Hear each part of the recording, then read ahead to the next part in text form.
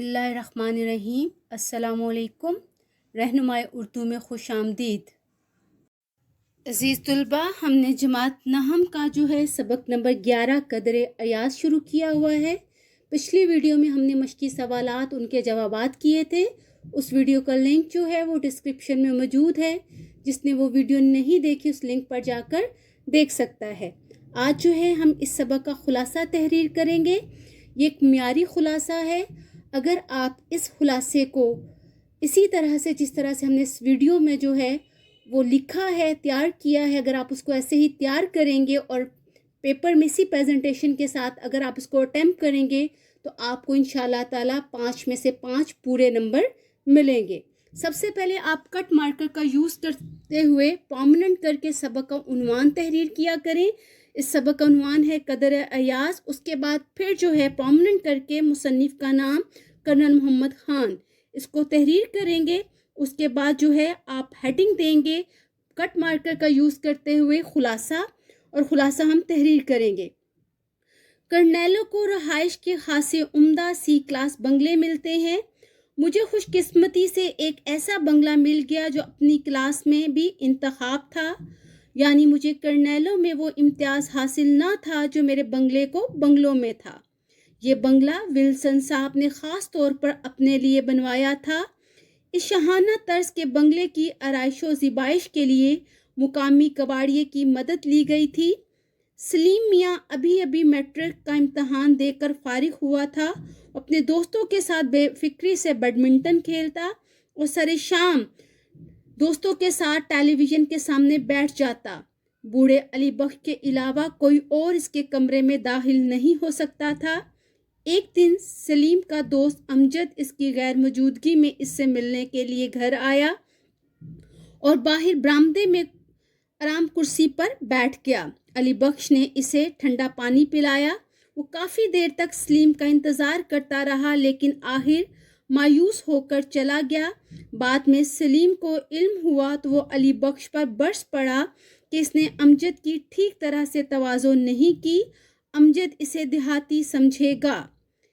ایک دن میں اپنے مطالعے کے کمرے میں بیٹھا تھا کہ علی بخش خلاف معمول رونی صورت بنائے کمرے میں داخل ہوا۔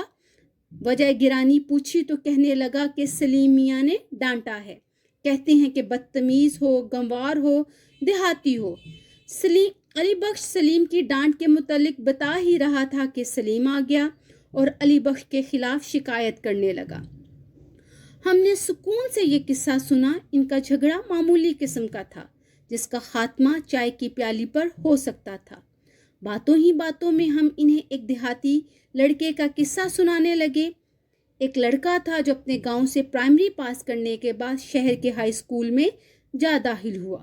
پہلے دن وہ ٹھیٹھ دیہاتیوں والے حلیے میں اسکول گیا۔ ان دنوں پتلون پوش حال ہی نظر آتے تھے۔ اسکول میں ایک سیکنڈ ماسٹر صاحب تھے جو سوٹ پہنتے تھے۔ لڑکے انہیں جینٹل مین کہتے تھے۔ ایک دفعہ دسمبر کے مہینے میں شکار کھیلتے ہوئے وہ چھوٹے چودھری کے گاؤں جا پہنچے۔ چھوٹا چودھری خلاف توقع ماسٹر صاحب کو دیکھ کر گھبرا گیا۔ پریشان تھا کہ کہیں ماسٹر جی کی تواضع میں کوئی کمی نہ رہ جائے۔ چھوٹے چودھری کو میزبانی کے بغیر چارہ نہ تھا۔ وہ انہیں چوپال میں لے گیا۔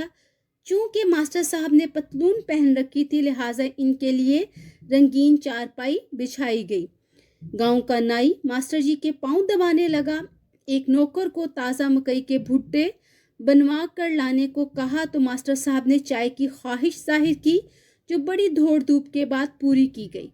ماسٹر جی کے لیے بستر لگایا گیا۔ وہ آرام کی نیند سو گئے۔ اس دوران سلیم مسلسل دیہاتیوں کی زندگی پر تنقید کرتا رہا۔ سلیم کان پر ہاتھ رکھ کر بولے کہ خدا ایسی دیہاتی زندگی سے بچائے۔ ابا جان اچھا ہوا آپ فوج میں آ گئے، ورنہ ہم بھی اس چھوٹے چودھری کی طرح مویشیوں کے ساتھ سو رہے ہوتے اور مسجد میں جا کر نہاتے۔ چھوٹے چودھری کی جگہ میں ہوتا تو شرم سے مر جاتا۔ میں نے بتایا کہ چودھری تو جیتا رہا بلکہ خاموشی سے پڑھتا بھی رہا اور میٹرک پاس کر کے لاہور کالج میں چلا گیا اور دستور کے مطابق فوج میں بھی بھرتی ہو گیا۔ سلیم نے چھوٹے چودھری سے ملنے کا اشتیاق ظاہر کیا تو میں نے بازو پھیلا دیے۔ سلیم سمجھ گیا کہ چھوٹا چودھری کون ہے۔ سلیم اور علی بخش کی آنکھوں میں اس دیہاتی کے لیے محبت کی چمک تھی۔ ایاز اپنے اصلی لباس میں بھی ایسا معیوب نظر نہیں آتا تھا۔ یہ تھا اس سبق کا خلاصہ، جس طرح سے اس کو اٹیمپٹ کیا گیا ہے، جن الفاظ کو ہم نے پرومیننٹ کر کے بولڈ کیا ہے، آپ نے ایسے ہی خلاصے میں ان الفاظ کو جو ہے پرومیننٹ کر کے بولڈ کر کے لکھنا ہے۔ آپ اگر یہ خلاصہ اس طرح سے تیار کریں گے تو آپ کو انشاءاللہ تعالیٰ 5 میں سے 5 پورے نمبر ملیں گے۔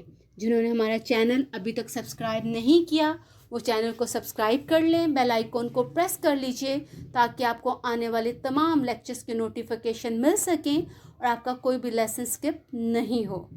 رہنمائی اردو کے ساتھ جڑے رہیے، کامیابیاں سمیٹیے۔ اللہ حافظ۔